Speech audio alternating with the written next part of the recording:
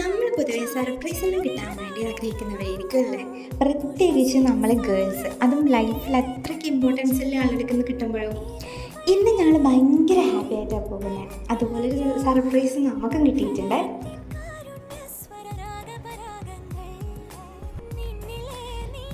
കാരണം എന്താണെന്ന് വെച്ചാൽ യൂഷ്വലി ഒരു സ്പെഷ്യൽ ഒക്കേഷൻ ടൈമിലൊന്നും ഹസ്ബൻഡ് നാട്ടിലുണ്ടാവലില്ലല്ലോ.